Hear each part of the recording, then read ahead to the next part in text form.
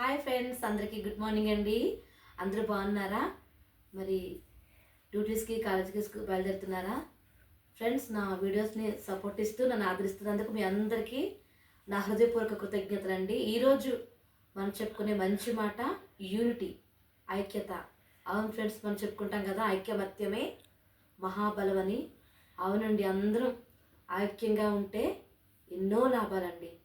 మరి ఒక కుటుంబంలో అవ్వచ్చు, ఒక సంస్థలో అవ్వచ్చు, పనిచేసే చోట అవ్వచ్చు, వ్యాపారంలో అవ్వచ్చు. మరి ఐక్యంగా ఉన్నప్పుడు మరి ఒక్కొక్కరు సహకరించడం ద్వారా పని తగ్గుతుంది, శ్రమ తగ్గుతుంది, త్వరగా మనం విజయాన్ని సాధించవచ్చు. అనుకున్న దానికంటే త్వరగానే మనం మరి విజయాన్ని సాధించవచ్చు.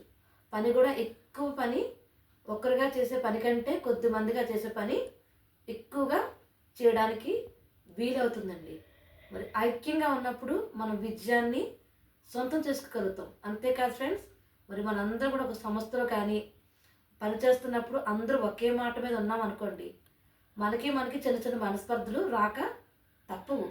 కానీ బయట వాళ్ళ దగ్గర మనం ఐక్యంగా ఉన్నామనుకోండి, మన వైపు చూడడానికి కూడా అందరికీ భయం కలుగుతుంది. కాబట్టి చూడండి, ఒక ఇనుపునైతే ఎవరైనా మనం ఎరగొట్టేస్తాం, కానీ కొన్ని పొరల కట్ట మనం ఎరగొట్టగలమంటారా? ఎరగొట్టలేం కదా. అలాగే మనం యూనిటీగా ఉన్నప్పుడు మన వైపు ఎవ్వరు రావడానికి ధైర్యం చేయరు.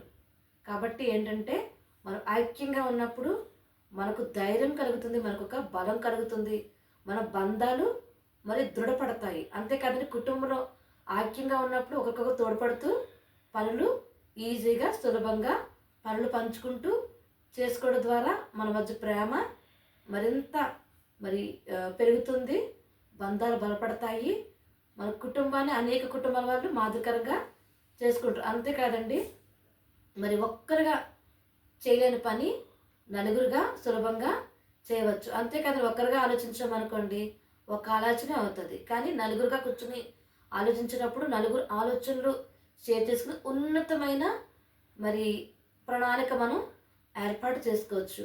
కాబట్టి మరింత మనం అనుకున్న అభివృద్ధి కంటే మరింత అభివృద్ధిని మనం పొందడానికి వీలవుతుంది.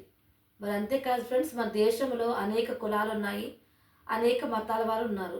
మరి ఇతర దేశాల వాళ్ళు ఎవ్వరూ మనకు మాట అనే అవకాశం ఇవ్వకూడదు అనుకుంటే, మన దేశం మరి భిన్నత్వంలో ఏకత్వం కలిగిన దేశం కాబట్టి మనందరం ఒక్కటే. కులాలు వేరైనా, మతాలు వేరైనా మేమందరం యూనిటీగా ఉంటాం, మేము భారతీయులము అని అన్నప్పుడు మన భారతదేశం పేరెత్తితేనే ఇతర దేశాలకు మరి భయం కలిగేలా మనందరం ఒకే మాట మీద ఉండాలండి. కుటుంబంగా మాట మీద ఉండాలి, సమాజపరంగా మనకు మాట మీద ఉండాలి.